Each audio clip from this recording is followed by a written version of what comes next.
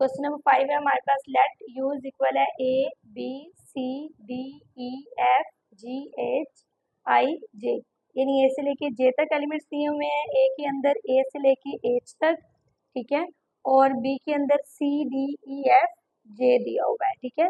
ये एलिमेंट्स दिए हुए हैं, इनके लिए हम डी मॉर्गन लॉ को सॉल्व करेंगे। जी, तो हमारा नेक्स्ट क्वेश्चन है क्वेश्चन नंबर 5। क्वेश्चन नंबर 5 में हमें यू यानी यूनिवर्सल सेट ए और बी तीन सेट दिए गए हैं, उनकी कुछ वैल्यूज दी गई हैं, और क्वेश्चन नंबर 5 में हमने क्या करना है, वेरीफाई करना है डी मॉर्गन्स लॉज को दीज सेट्स के लिए, ठीक है। डी मॉर्गन्स लॉ कौन से होते हैं, वो दोनों आपको पता होना चाहिए। डी मॉर्गन्स के दो लॉ होते हैं, एक यूनियन के लिए, एक इंटरसेक्शन के लिए। उन दोनों के लिए हमने इन सेट्स के ये जो एलिमेंट्स दिए हुए हैं इनको यूज़ करना है, ठीक है, और साथ में हमने वेन डायग्राम भी ड्रॉ करनी है, ठीक है। आ जाए ज़रा इसको सॉल्व करते हैं। जी, तो ये मैंने क्वेश्चन नंबर 5 का जो डाटा मुझे गिवन था, यू के जितने भी एलिमेंट्स थे, ए का जो एलिमेंट्स थे, यू के जो भी एलिमेंट्स थे, ए के थे, बी के थे, मैंने वो मेंशन कर लिए हैं, क्वेश्चन को लिख लिया है, ठीक है। तो अब हम डी मॉर्गन्स लॉ को सॉल्व करेंगे। जी, तो ये मैंने डी मॉर्गन्स लॉ जो है राइट कर दिए हैं, लॉ नंबर 1, लॉ नंबर 2। पहला लॉ हमारे पास क्या है, A union B slash equal prove करना है हमने A slash intersection B slash के। दूसरे में ए इंटरसेक्शन बी होल का स्लैश हमने यानी कंप्लीमेंट इक्वल प्रूव करना है, ए का कंप्लीमेंट यूनियन बी का कंप्लीमेंट के, ठीक है। तो आए जरा इसका पहला लॉ सॉल्व करते हैं। पहले की लेफ्ट हैंड साइड है मेरे पास A union B whole slash, ठीक है। सबसे पहले हम हमेशा ब्रैकेट के अंदर वाला काम करते हैं, ए यूनियन बी को हम सॉल्व कर लेंगे। ए का सेट हमें दिया हुआ है A B C D G H,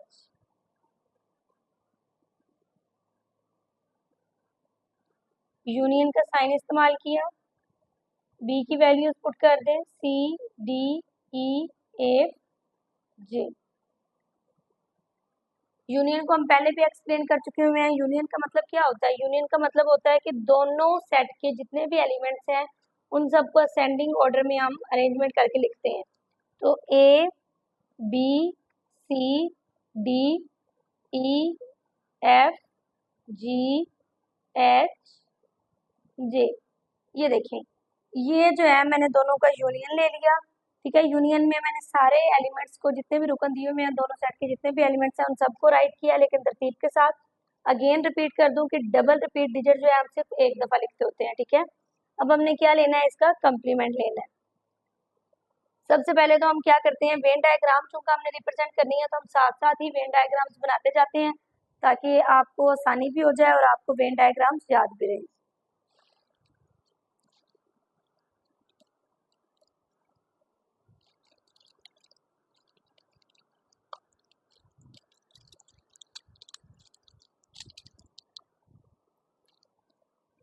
जी, तो वेन डायग्राम के लिए हमने छोटी सी एक रेक्टेंगल बनानी है।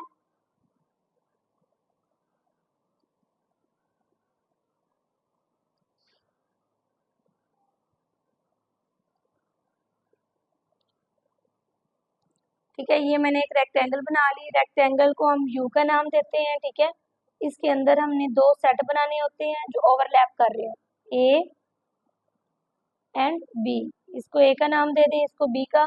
ये दोनों ओवरलैप कर रहे होते हैं, इनका थोड़ा सा हिस्सा जो है वो कॉमन होता है, वो पोर्शन, क्योंकि इन दोनों के अंदर जो कॉमन एलिमेंट्स होते हैं वो यहाँ पर रिप्रेजेंट करते हैं, ठीक है। अब एक चीज आप देख लें, ये ए है तो ए के अंदर ए के सारे एलिमेंट्स लिखने हैं आपने, ठीक है। लेकिन अगर ए और बी में कुछ सेम है, सिमिलर है, तो वो यहाँ पर लिखा जाएगा। ए के एलिमेंट्स क्या थे, ए, पहले आप ये देख लें इन दोनों में सेम चीज क्या है, दोनों के अंदर सी एंड डी बिल्कुल सेम है, तो वो हम यहाँ पर रिप्रेजेंट कर देंगे सी डी, ठीक है, वो कॉमन एरिया में आ जाएंगे। उसके अलावा क्या रह जाता है, A B G H, A B G H इधर लिख दें, ई एफ जे, ई एफ जे इधर।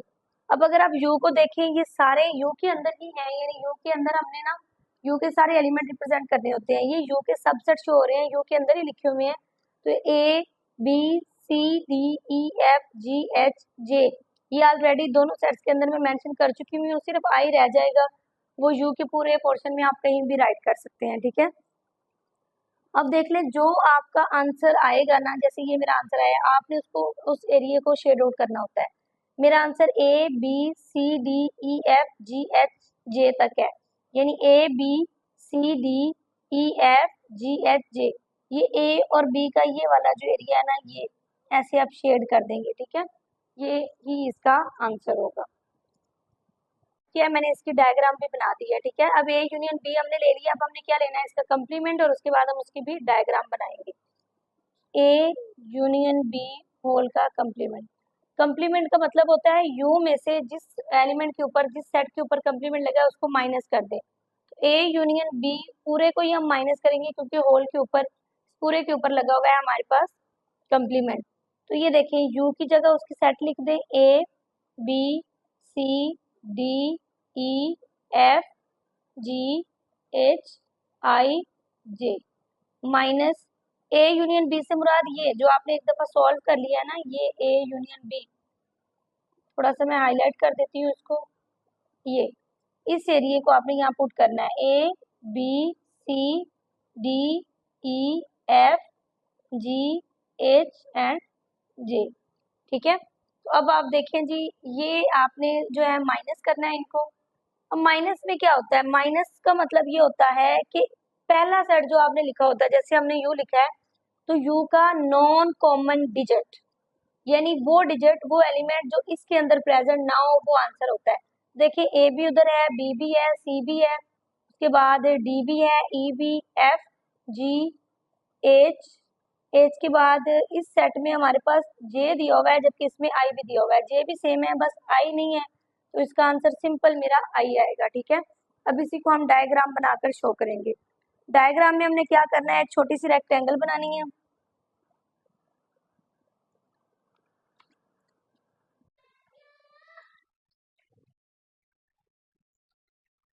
जी, तो अब मैं वेन डायग्राम रिप्रेजेंट करवाने लगी हूँ। मैंने ये छोटी सी रेक्टेंगल ले ली है, ये इसका मैंने नाम दे दिया यू का, इसके अंदर दो सेट बना दिए ए एंड बी। डायग्राम हमेशा हमारी सेम रहेगी, यहाँ पर इनके कॉमन डिजिट्स डी थे, वो लिखने थे, बाकी ए बी जी एच ए के अंदर आएगा, ई एफ जे इसके अंदर, आई इधर, ठीक है। ये वही डायग्राम है जो ऊपर मैंने बनाई थी, लेकिन बस आंसर हमारा चेंज होता है। हमारा जो आंसर आएगा हमने इसको शेड करना है, हमारा आंसर सिर्फ आई है, तो हमने आई के एरिया को शेड करना है। अब आप देखें, ये पूरा एरिया ही आई का है, ये बाहर वाला जितना भी एरिया दिया हुआ है ना आपको, ये सारा एरिया आई का है। तो आप इसको जरा स्केल के साथ, मैंने एक रफली बनाई है, स्केल के साथ चाहें तो जरा इसकी लाइनिंग आप लगा लें, ठीक है। यानी लेफ्ट साइड जो है मेरी, उसका आंसर आई आया है। और अगर आप वेन डायग्राम देखें, तो ए बी के अलावा सारा पोर्शन जो है रेक्टेंगल का, वो हमने जो है शेड आउट कर दिया है, ठीक है। यहाँ पर जरा मैं रिप्रेजेंट भी कर देती हूँ, ये किसकी डायग्राम है, U minus A union B की, ठीक है। इसको डायग्राम नंबर 2 का नाम दे दें, ये मेरी डायग्राम नंबर 1 थी, ये ए यूनियन बी की डायग्राम थी, ठीक है। अब हम इसकी राइट साइड की तरफ चलते हैं, देखते हैं कि हमारी राइट साइड का भी आंसर जो है सिंपल आई आता है या नहीं आता। जी, तो ये मैंने अपनी राइट साइड लिख लिया। राइट साइड पर हमारे पास क्या था, ए का कंप्लीमेंट इंटरसेक्शन बी का कंप्लीमेंट। सबसे पहले तो हम ए का कंप्लीमेंट फाइंड करेंगे। कंप्लीमेंट का मतलब होता है यू में से सेट को माइनस कर दें। यू हमारे पास था A B C D E F G H I and J, minus A का सेट भी हमें गिवन था। क्या सेट गिवन था हमें ए का,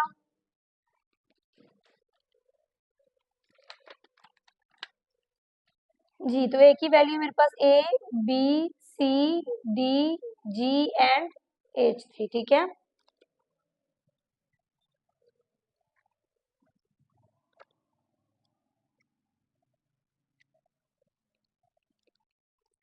अब हम आते हैं माइनस करने की तरफ। तो ये देखिए, जब हम इसको माइनस करेंगे, अगेन से कोई, अगेन हमारा वही काम है कि यू का वो एलिमेंट जो नॉन कॉमन है, यानी जो इसमें नहीं प्रेजेंट, सेम नहीं है, आपने वो आंसर करना है इसका। देखिए ए बी सी डी वहां पर प्रेजेंट है, ई नहीं है, एफ भी नहीं है, जी एच भी है, उसके बाद आई एंड जे प्रेजेंट नहीं है, ठीक है। ये मेरा ए के कम्प्लीमेंट का आंसर आ गया। अब मैं इसकी डायग्राम बना देती हूँ।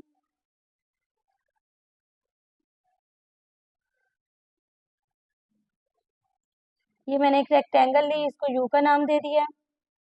ये मैंने ए एंड बी के लिए दो सर्कल ले लिए हैं, दरमियान में मैं यहाँ पर सी और डी मेंशन कर रही हूँ, ठीक है।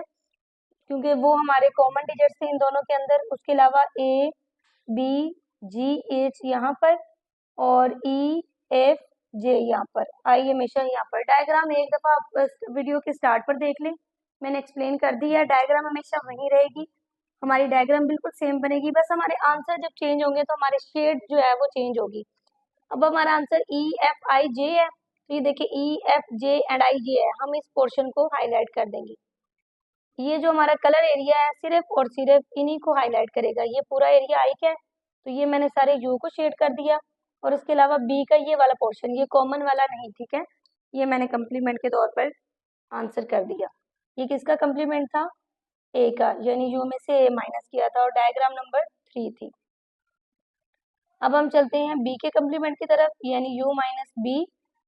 तो यू की वैल्यू अगेन हमें पता है A B C D E F G H I and J, minus जो हमारे पास बी है उसकी वैल्यू हमें पर नहीं है, बी भी नहीं है, सी डी प्रेजेंट है, ई एफ भी है, उसके बाद जी भी नहीं है, एच भी नहीं है, आई भी नहीं है, ठीक है, जे प्रेजेंट है, तो हमारा आंसर ये आ जाएगा, ठीक है।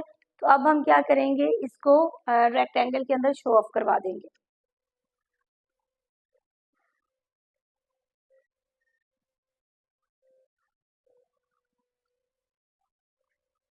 ये अगेन से रेक्टेंगल बन गई। यहाँ कॉमन एरिया में मैंने सी डी लिख दिया है, ए बी जी एच, यानी ए के एलिमेंट यहाँ पर, ई एफ और जे बी के यहाँ पर, और इन दोनों के जो कॉमन सेम एलिमेंट है सी डी वो यहाँ पर, आई यहाँ पर, ठीक है।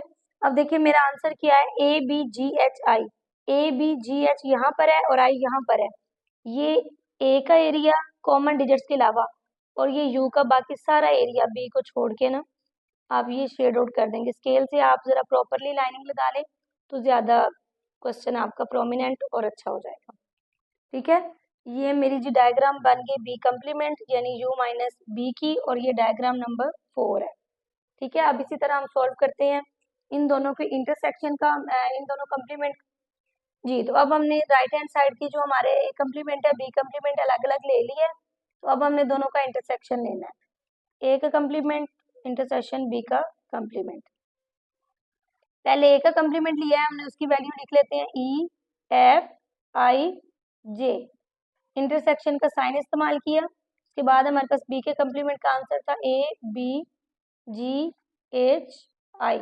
अब देखिए इंटरसेक्शन में हम क्या करते हैं, दोनों के अंदर जो बिल्कुल सेम एलिमेंट प्रेजेंट होता है, कॉमन प्रेजेंट होता है, वो आंसर होता है।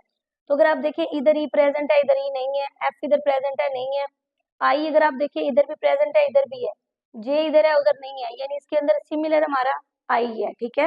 हमारा आंसर क्या आया है, आई आया है। तो अब हम रेक्टेंगल बना के इसको शो करवा देंगे। यू ए बी, इसको मैंने ए का नाम दिया, बी का सी डी यहाँ पर, ए बी जी एच यहाँ पर, ई एफ जे यहाँ पर एंड आई यहाँ पर। देखिए हमने सिर्फ अपने आंसर को शेड आउट करना होता है। मेरा आंसर क्या है, आई है, तो आई का ये सारा एरिया है, तो ये जी आप आई को जो है वो शेड आउट कर दें, ए और बी को हम शेड नहीं करेंगे। ये डायग्राम नंबर मेरी क्या है, 4 है। अब आप देखिए ये भी मेरा आंसर 4 आया है, यानी अब आप देखिए ये भी मेरा आंसर आई आया, और मेरा सिर्फ बाहर वाला एरिया जो है वो शेड आउट हुआ है। इससे पीछे वाली जो हमने लेफ्ट साइड की थी उसमें भी हमारा आंसर सिर्फ आई था, और हमने बाहर वाला एरिया शेड आउट किया था, यानी हमारी left hand side equal proof. तो अब इसी चीज को हम लेफ्ट हैंड साइड को राइट हैंड साइड की हमारी जो इक्वल प्रूफ भी है, हम इसी चीज का आंसर दे देते हैं जरा। ये देखिए लेफ्ट हैंड साइड इक्वल आई थी हमारी राइट हैंड साइड की। लेफ्ट हैंड साइड में था ए यूनियन बी होल का कंप्लीमेंट, राइट हैंड साइड पर ए का कंप्लीमेंट इंटरसेक्शन बी का कंप्लीमेंट। इसका आंसर भी हमारा सिंपल आई आया था, एंड इसका आंसर भी हमारा सिंपल आई आया है, ठीक है। Left hand side right hand side की इक्वल प्रूव हुई है। वैसे ज्यादा बेस्ट ये है कि आप इसके लिए वेन डायग्राम पे रिप्रेजेंट करवा दें, दोनों साइड पर छोटी सी एक वेन डायग्राम बना के, तो आप वो भी रिप्रेजेंट करवा दें कि हमारी वेन डायग्राम भी इक्वल आई थी, ठीक है। ये ए है, ये मैंने रफली स्केच बनाए हैं, आप जरा बना लें प्रकार को यूज करते हुए, या पेंसिल थोड़ी एहतियात से चलाएं। ए बी ये यू, यहाँ पर सी डी, इधर भी कॉमन एरिया में C D, A B G H यहाँ पर, ई एफ जे यहाँ, आई इधर। जी, तो ये इस तरह अगर आप प्रोमिनेंट कर देंगे तो आपका आंसर ज़्यादा अच्छा लगेगा, यानी लेफ्ट हैंड साइड आपकी राइट हैंड साइड के इक्वल है। इस साइड पर हमने दो साइड का यूनियन के बाद उसका कंप्लीमेंट लिया था, इस तरफ हमने कंप्लीमेंट का इंटरसेक्शन लिया था। दोनों का आंसर आई आया था। वेन डायग्राम के अंदर सिर्फ बाहर आई वाला एरिया हमारा शेड आउट है, लेफ्ट हैंड साइड और राइट हैंड साइड हमारी इक्वल प्रूव हो गई है, ठीक है। डी मॉर्गन का फर्स्ट लॉ हमारा सॉल्व हो गया।